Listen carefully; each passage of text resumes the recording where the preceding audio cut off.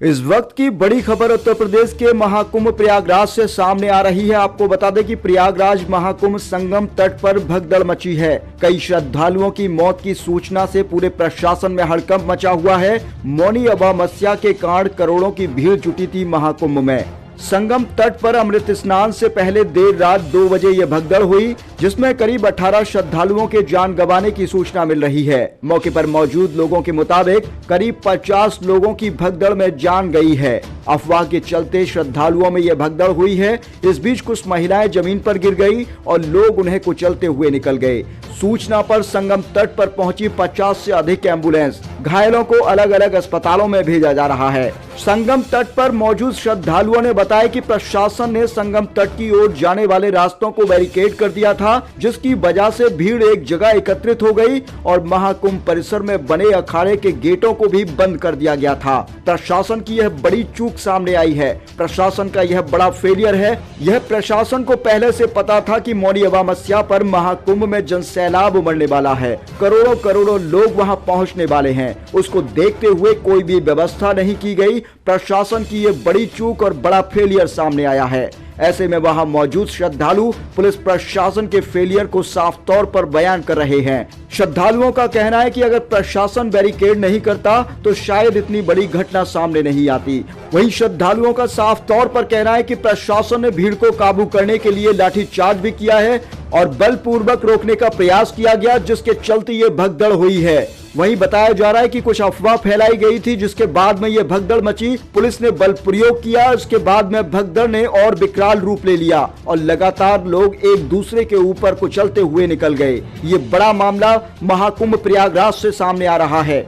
महाकुंभ प्रयागराज की ये दुखद घटना जो न केवल सिर्फ प्रशासनिक विफलता को उजागर करती है, बल्कि पूरे समाज के लिए एक चेतावनी भी है। संगम तट पर हुई यह भगदड़ मंगलवार की रात को अमावस्या स्नान के समय हुई, जब बड़ी संख्या में श्रद्धालु अपने धार्मिक कर्तव्यों का पालन करने के लिए जुटे थे। खासकर महिलाएं और बच्चे इस हादसे में ज्यादा प्रभावित हुए हैं, जो बेहद दुखद है। इस भगदड़ का कारण प्रशासन की विफलता और व्यवस्था में भारी खामी मानी जा रही है। प्रशासन ने पहले से अंदाजा नहीं लगाया था कि मौनी अमावस्या पर इतनी बड़ी संख्या में श्रद्धालु संगम तट पर आएंगे। प्रशासन ने भीड़ के नियंत्रण के लिए जरूरी इंतजाम नहीं किए। रास्तों को बैरिकेड कर दिया गया था, जिससे भीड़ का दबाव बढ़ गया और लोग आपस में टकरा गए। इसके साथ ही प्रशासन ने वहां के अखाड़ों के गेटों को भी बंद कर दिया था, जिससे माहौल में एक तरह की नीरसता आ गई, जो श्रद्धालुओं को ज्यादा बेचैन कर सकती थी, और उसने वही किया। अफवाहें भी इस भगदड़ का कारण बनी है। जब लोग इधर उधर भागने लगे तो अफवाहों ने स्थिति को और खराब कर दिया और एक बड़े संकट में बदल गई। कई महिलाएं और बच्चे भीड़ के चलते कुचल गए, जो स्थिति को और भयंकर बना गए। जब तक प्रशासन और एम्बुलेंस की टीम मौके पर पहुंची, तब तक बहुत देर हो चुकी थी। 50 से ज्यादा एम्बुलेंस घायल श्रद्धालुओं को अलग अलग अस्पतालों में भेजने का काम कर रही है, लेकिन बहुत से लोग इसमें अपनी जान गंवा चुके हैं। शासन, प्रशासन और सरकार का ये बड़ा फेलियर सामने आया है। संगम तट पर मौजूद श्रद्धालुओं का कहना है कि प्रशासन ने सही समय पर कार्रवाई नहीं की और बैरिकेड्स के कारण रास्तों पर दबाव बढ़ गया। साथ ही पुलिस ने लाठीचार्ज भी किया, जिससे स्थिति और ज्यादा बिगड़ गई। प्रशासन के इस तरह के आपातकालीन परिस्थितियों में नकारात्मक और अधूरी तैयारियां बहुत बड़ी चूक को साबित कर रही है। यह घटना एक बड़ा सवाल खड़ा करती है। महाकुंभ जैसे विशाल धार्मिक सभा के आयोजन से पहले प्रशासन को और अधिक सावधानी और योजनाबद्ध तरीके से तैयारियां करनी चाहिए थी। लाखों लोग जब एक साथ इकट्ठा होते हैं तो उस स्थिति में लोगों की सुरक्षा सुनिश्चित करना प्रशासन की जिम्मेदारी बनती है। इस घटना के बाद यह साफ है कि प्रशासन ने अपनी जिम्मेदारी को गंभीरता से आकलन नहीं किया, जिसके चलते ये बड़ी घटना सामने आई है। महाकुंभ प्रयागराज को लेकर काफी दिनों से लगातार तैयारी की जा रही थी। सरकार के मंत्री, यहां तक खुद CM Yogi Adityanath, deputy CM और कई मंत्री लगातार तैयारियों का जायजा भी ले रहे थे।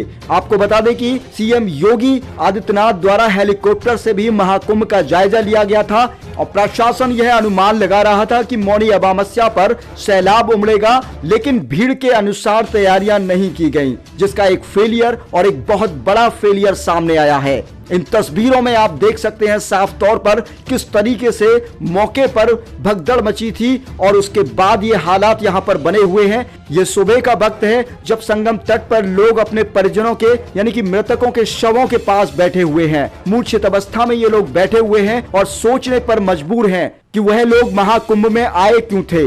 ये बड़ा सवाल है प्रशासन और सरकार के लिए और बड़ी चुनौती पेश कर रहा है। अब जरा इन श्रद्धालुओं को भी सुन लीजिए जो साफ तौर पर कह रहे हैं ये सरकार का फेलियर है, पुलिस का फेलियर है, प्रशासन का फेलियर है। पुलिस ने बल प्रयोग किया जिसके चलते ये स्थिति और ज्यादा बिगड़ती चली गई और लोगों को अपनी जान गंवानी पड़ी है। महाकुंभ घटना स्थल से हमारे सहयोगी साथी दिनेश सिंह तरकर लगातार ताजा मामले की पूरी अपडेट हमें दे रहे हैं। मौके पर क्या हालात हैं, वहां पर ताजा स्थिति को लगातार आपको इन तस्वीरों में दिखा रहे हैं। रोड मेन संगम पर रोड बंद किए हुए हैं 5